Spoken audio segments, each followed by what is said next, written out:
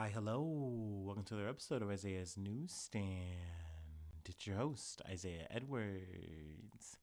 The date is March the 27th, 2024. Hopefully, this episode finds you well, in good spirits, and high hopes. As for me, I'm doing pretty good. Let's see, it's hump day, so we're halfway through the week. The week's been moving on pretty well. Work's been pretty chipper, just day in, day out, clock in, clock out. Really don't mind that. Hasn't been too busy, work wise, so that's cool. Let's see, food corner. We had the usual for, I feel like, the Monday, Tuesday. Though, granted, every once in a while I'll hit it at a different time. But, pasta. It was the old pasta bolognese, and it was very yummy. We had the pasta, we had a salad, we had let's see, some bread, the bolillo roll, which I kind of did this time. I put it in the air fryer, put the bolillo roll and the bagel in the air fryer, heated them up, buttered them up, so that was nice. And the bolillo roll, I kind of just made like a pasta salad sandwich, so that was kind of a vibe. Also with some capers, we still rocking with the capers. And overall, I was thinking about this, as I was whipping it up. I'd said, hey, this is my first time trying capers, a little ways back.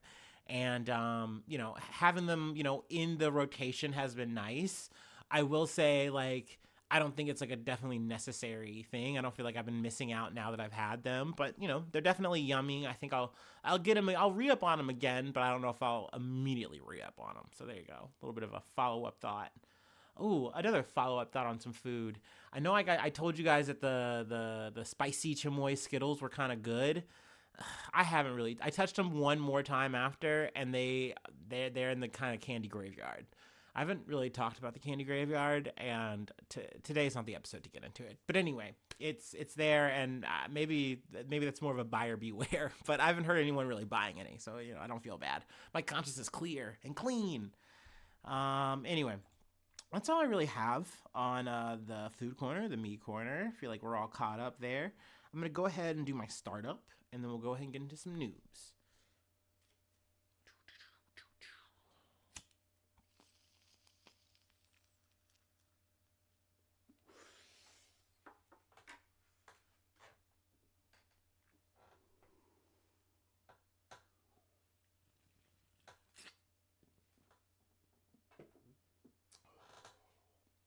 Ooh. I guess a little bit of prelude side news. Just thinking about the Key Bridge in Baltimore, and something I really didn't cover, and then kind of looked at and saw more online, were just people who were like mad that the mayor was black. And I was like, "Are you serious?" Like we literally ran through that story, right? And like, there was nothing about the situation that really could have prevented what happened. A whole ass fucking cargo fucking ship, loses propulsion control and all this fucking shit and rolls into a pole, like, or not pole, a big pillar in a bridge, knocks that shit down. Oh, but we're gonna be mad that the mayor's black. Like, that's the reason. And like, it's crazy how many times this has happened. Like that, I've heard this come up with it when it comes to down to the pilots. Like, oh, it's actually not like Boeing's fault or any of these other like extenuating factors. It's actually like, well, let's look at the pilots. What are they on? What are they about? Like, is this a DEI initiative bullshit thing? Like, I'm just so sick of it. It's like I at this point too, you just say the word, just say the slur at this point if you really want to. You know what I mean? Like, because they do all this tap dancing around it, just literally making it worse. And maybe they enjoy doing that. I don't know. Like, that's the David Duke in them. But that's a bit of prelude news, or old, not old news. It's still going on, but I don't know. I felt compelled to talk about it because I kind of missed it. I wanted to stay on topic, and I really thought that, like, please, like, people are going to be rational, right? And then, of course, you hop on Twitter and you are, no, of course not. All right, but anyway, let's talk about the news I wanted to talk about at hand. I have before me from CNN. At least 12 Palestinians drown trying to retrieve aid parcels dropped into the sea. At least 12 Palestinians drowned off the northern Gaza coast near Beit Leah, and I know I mispronounced it, but I was never going to get it. Y'all know me. I'm sorry. On Monday, while trying to reach airdrop parcels that had landed in the sea, according to local paramedics. Footage obtained by CNN shows hundreds of Palestinians rushing to the site of the aid drop, with some venturing into the water as parcels crash down on the shores of Gaza. One graphic scene shows civilians performing CPR on several unresponsive bodies in a desperate attempt to resuscitate them. Abu Muhammad, who witnessed the incident, told CNN that the aid was dropped far from the coast into the sea, after which multiple men who don't know how to swim drowned while trying to retrieve it. There were strong currents and all the parachutes fell in the water. People want to eat and are hungry. I haven't been able to receive anything. The youth can run and get to these aid drops, but it's a different story for us. And it's so sad that this is what the situation has devolved into once again, because America, more or less America at this point, it's just like, we don't want to push Israel into doing the right thing. We just kind of want to let them do what they want to do. And we'll talk grumpy at Netanyahu maybe, and then maybe we'll abstain from a UN thing, but like, yeah, what's our red line? We're still trying to find it. We're still trying to feel for it in the dark. We don't know. Meanwhile, people are starving. People are literally in like apocalyptic famine situations. You know what I mean? It's terrible shit to have to see. And here we are, just I don't want to say letting it happen, but yeah, like what I always look at this shit and I'm like, what can I do? And it's like, well, you can yap about it, Isaiah. That's at least something. And I do appreciate people who are constantly sharing and posting about this shit, because it just feels like you're banging your head against the wall, because literally what my government, my politicians are doing, at least from the Biden administration, are like, oh, we're just really mad, we're really gonna try to take Netanyahu to task on this. Once again, we're gonna have Chuck Schumer say a speech or something, but like, that's not doing anything. At the end of the day, even the UN shit is not gonna do anything. They're gonna wave that shit off. They don't care. Israel does not care. And at the end of the day, they do not care about the aid at all. They're like saying, oh yeah, we're gonna let it in, but meanwhile we are still in a situation where aid is not getting to people that need it, that are literally starving to death. Of course, like the other airdrop that wound up killing people, we don't know who's really at fault. I mean, granted, tracing the aid is only going to do so much. Yeah, you get to point the finger, but at the end of the day, like there's not going to be any repercussions here, in this kind of situation. Because we're trying to do our best to help in this bad situation that, like, in some ways, we're facilitating it as a Western society. I don't know. I don't know, man. This obviously bums me out. I know they go through, just a bit of a recap of what's been kind of going on, of course. We can go ahead and move on to the next bump. I feel like we can call it covered there. Let's see here from BBC. Ecuador's youngest mayor, Brigitte Garcia, shot dead. Ecuador's youngest mayor, Brigitte Garcia, has been shot dead. The 27-year-old and her press officer were found dead in a car on Sunday in the town of San Vicente, where she had won the mayoral election last year. No arrests have been made so far, and it's not clear what the motive may be. Ms. Garcia is the latest politician to be killed in the Andean country, which last year was rocked by the assassination of presidential candidate Fernando Villavicencio.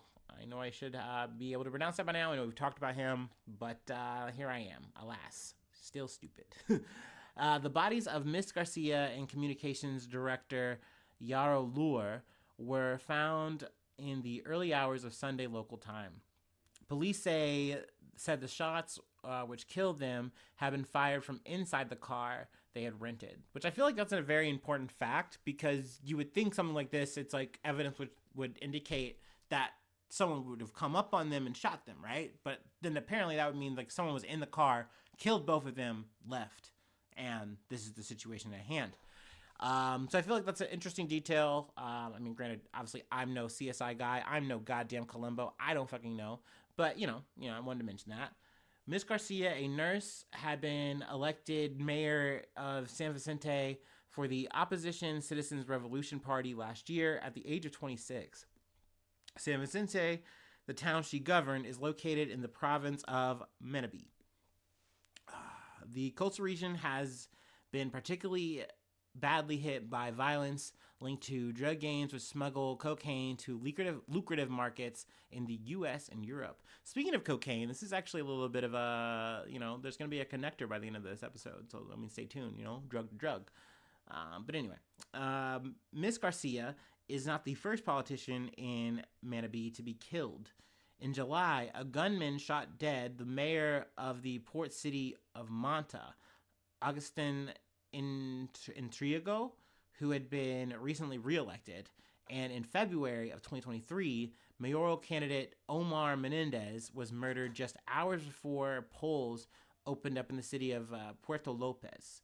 The violence has not been confined to Manabí. I think they go into talking about Villa Vinciello, which we've talked about before.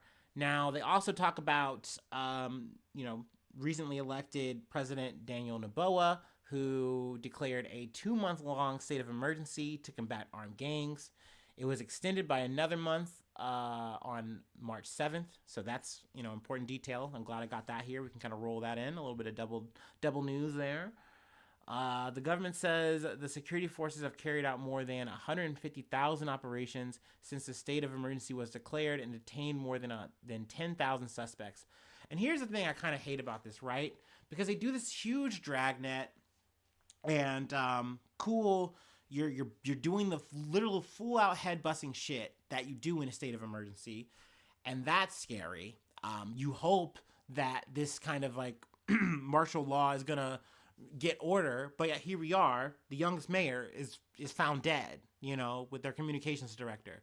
So it shows that like this is kind of the reasons why people are wary of this kind of shit, where you're like, okay, you're doing this like iron-fisted thing, but it's not delivering the results. People are still not safe. People are still scared. They're still fearing for their goddamn lives, rightfully so. So that's really unfortunate. It's really fucking sad. But gotta cover this kind of shit. Gotta talk about this news. Let's shift though to some good news. Let's got some silver linings in the playbook. From the Associated Press, lawmakers in Thailand overwhelmingly approve a bill to legalize same-sex marriage. So, fucking woohoo. We love it. We love to fucking see it. Lawmakers in Thailand's lower house of parliament overwhelmingly approved a marriage equality bill on Wednesday that would make the country the first in Southeast Asia to legalize equal rights for marriage partners of any gender. I really like that this bill was like it seems like it was really well thought out. The wording of it seems like really good and open so that like everyone can kind of get in and doesn't feel like they're being ostracized or cut out, which can really happen because like either politicians are kind of just saying, hey, we're getting this bill done, but they're not actually thinking about the language or thinking of how people might manipulate the language in the future, and that can be a thing. Or they are actively doing that on purpose, you know what I mean? And then the wording is cryptically worded in a way to give you something without actually giving you that something, or give it to a certain group and not the whole that actually needs the thing. But let's continue. The bill passed its final reading with the approval of 400 of the 415 members of the House of Representatives in attendance, with 10 voting against it, 2 abstaining, and 3 not voting. Thailand has a reputation for acceptance and inclusivity, but has struggled for decades to pass a marriage equality law. Thai society largely holds conservative values, and members of the LGBTQ plus community say they face discrimination in everyday life. The government and state agencies are also historically conservative, and advocates for gender equality have had a hard time pushing lawmakers and civil servants to accept change. The bill now goes to the Senate, which rarely rejects any legislation that passes the lower house. Man, that must be nice. It's nice that you can actually predict your Congress. I wouldn't know what that's like. God damn it. Fuck you, Joe Manchin. Anyway, and then to the king for royal endorsement. This would make Thailand the first country or region in Southeast Asia to pass such a law, and the third in Asia after Taiwan and Nepal. So we fucking love to see it. Fucking clap it up. I don't know. I'm not going to lie. I literally heard this news and I was like, you know what? I feel like this is like the tipping point that I, like would definitely. I mean, hey, I never travel. I only like travel fantasy. Like, man, and I really only started doing this like since like COVID, where I was like, you know what, maybe I would do it. And now that like all my shit's kind of lined up, I could actually get a passport now. I'm not gonna go into why I couldn't get a passport. That's not important. But I can get a passport now, and that would be fucking sweet. So, you know, like definitely Japan's on my list. I've always wanted to go to Japan. Hawaii is like number two because I've always wanted to. Actually, not always. That was a COVID thing. I realized, like, you know what? I wouldn't mind. And like, especially during then, I was so like, I was on my lonely shit. I mean, not like I'm not now, but like, I was like, damn, could I solo a trip to Hawaii? And I thought about it. I really thought about it while I was like door dashing and shit. So that's on my list. And now I'm like thinking maybe Thailand's number three. Maybe Thailand would be fun. I'm like, I mean, I love a good pad thai. I'm sure I could get even crazier street food. I have seen some YouTubes. I feel like that'd be awesome. And I feel like it'd just be like just cool to see a bunch of awesome people. I don't know, and I feel like any of the shit I've seen out of Thailand has been more or less awesome people. Anyway, what else did I want to pull from here? I know I just got real anecdotal and personal for no fucking reason. The bill amends the civil and commercial code to change the words men and women and husband and wife to individuals and marriage partners.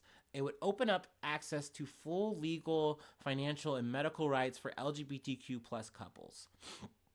Danuforn Fenukanta, a spokesperson for the governing Pheu Thai Party and president of a committee overseeing the marriage equality bill, said in Parliament that the amendment is for everyone in Thailand, regardless of their gender, and would not deprive heterosexual couples of any rights. That's fucking awesome. And I'm so glad I got to this quote. For this law, we would like to return rights to the LGBTQ plus group. We are not giving them rights. These are the fundamental rights that this group of people has lost, he said. And that's so fucking because we are all human goddamn beings. I really try to go out of my way to try to express that to people who have weird beefs about like, oh, you're gay or you're trans or whatever. It's like, you're a human being. It shouldn't matter to you how another human being wants to like experience and live their life. It just doesn't make sense to me. It really fucking breaks me up because as a black person, you've experienced that. Like, it's to the point where like I actively avoid looking at other people's experiences sometimes because it makes me so fucking sad, you know? Because like just racism is just a constant beat. I'm segueing here, but there's a story of March Madness, woo, basketball, woo, shoot the J. But there's this female basketball team that says they were in Tennessee and they experienced this whole fucking like racist tirade by these Bubba Gump motherfuckers who are like honking their horns, yelling slurs and shit at them while they're trying to go get food. You know what I mean? Like, that's scary shit. Like, this is shit that can happen to you any given moment. You never know when it's going to happen to you. And sometimes it can be happening to you and you don't even know it. So, it's a scary world out there, all because people don't want to treat people like themselves, like they would like to be treated, you know? Like, they would rather do the exact opposite of that. And you shouldn't be scared. You shouldn't have to experience this kind of trauma as a human being. But yet, here we are, doing it to each other. So yeah. I'm happy to see this shit. I know I got a little worked up there, but like it's real out here. I don't know, but hooray for Thailand. We love to see it. Huzzah. Our next bump comes from the Los Angeles Times, the LA Times. They didn't paywall me. Fuck yeah, let's go. Supreme Court justices appear skeptical of Texas doctors' challenge to abortion pills. God, I love the Supreme Court. Fuck yeah, dude. I wouldn't throw a tomato at any of them. Not even one time. The U.S. Supreme Court justices sounded skeptical Tuesday about imposing new limits on dispensing of abortion medication through pharmacies or by mail. I gotta say, just for preference, it sounds like this is a good thing, by the way. More or less, weirdly enough, there's enough conservatives on side to say that what you guys are presenting legally doesn't work. You can't. Like, let me try to get into it. It's kind of weird, but the justices, both conservatives and liberals, question whether a group of anti-abortion doctors have legal standing to challenge the dispensing rules set by the Federal Food and Drug Administration. That issue, not the safety of mifepristone, dominated a 2-hour hearing, likely a sign of what the justices thought about the case. So it's kind of good, long story short, if you want to skip ahead to not hear me ramble about the goddamn SCOTUS shit. It seems like this is going to be the win for abortion here. Mifepristone's still going to be on the goddamn menu. You know, I know anti-abortion hoes mad. Oh, I'm sorry. But like the way these guys are kind of wording it is like, hey, these doctors who are anti-abortion, they're like Christian coded motherfuckers, you know, this is like against their ethics. Like they have to do abortion sometimes, and they don't want to do abortions because like they have to like sit with these patients, and sometimes it goes wrong and they suffer. And that suffering is put onto the doctors, okay? And that's why we're here at the Supreme Court. And the Supreme Court's like, are you really suffering though? Because like there's literally laws that protect you. You can opt out of doing those abortions. You can opt out of this whole thing actually. Like so you're not hurt. Maybe those people who are hurt, they can come up and make this argument, but they're not here. You guys are. And it's like, oh, okay. So they kind of spend a lot of time going around and around about that. I think there was like, I can't remember which one. Should be more prepared about this, but shit, I don't really care. Conservative justices Neil Gorsuch, Amy Coney Barrett, and Brett Kavanaugh asked largely procedural questions. Here's what it is. Yeah, it was Alito. During Tuesday's hearing, only conservative Justice Samuel A. Alito Jr., he's a junior, of course he's a fucking junior, yeah, I said it, directly disputed arguments that anti-abortion claims should be thrown out. Let's see here. Or was Alito the one I was thinking of? Maybe not. I don't know. One thing I did want to get to though was Clarence Thomas. His take kind of meanders to like, well, I don't know if you guys are gonna really get it here, but like maybe there's other things you could pitch. And I think he gets to a point where he talks about the Comstock Act.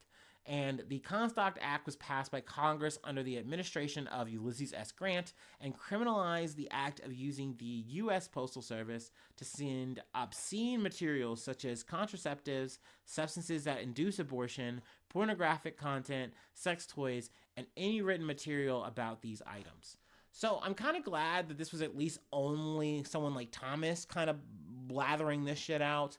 I think this does kind of fit the pattern of the Supreme Court understanding that, like, yes, we have this conservative supermajority, but if we overwield it and we do like Roe v. Wade 2, we're gonna get more backlash that we don't want. So let's just slow bleed it. Let's just slow play it. Of course, you know, the liberal justices, they said shit that I more or less agreed with. I don't really want to get into the, details about it. I really want to move on now. But yeah, I mean, let's call this a dub. We'll get a verdict or, a summation of whatever the fuck they feel come June. And, that'll be an update then. But yeah, let's just move on from this slop that I've given you. Yeah. I feel like we can call it covered there. I don't want to go through, the replays of history. You can read it yourself. If you want to make that your own homework, I will not stop you, baby. Anyway, we have one more thing to cover, and it's a Diddy update. Diddy Watch is on. Also, this is important, too, because I kind of want to get into it. I kept seeing shit on Facebook, but not in the news. Like, this is where literally, like, the fuck I got. The Matrix got me, brother, okay? Because they were showing pictures of, like, Diddy arrested, and I don't know if they were, like, old photos or old, like, I don't know if it was AI or something, but, like, Diddy's not arrested yet. He's still at large. We do not know where he is. He's talking through a lawyer, but someone did get arrested, and I feel like that kind of like chain energy got like viral into, oh, Diddy got arrested. Here's the pics. Here's the skinny. But once again, it's not anywhere other than social media, by the way. So you heard it here. If you didn't already know, maybe you guys are probably smarter than me. You probably already figured this out because my listeners, my newsies, they're on it. All right. I know you real ones. Okay. All right. Anyway, Let me take my last break, and then we'll get into some Diddy Bop, all right? Jesus Christ.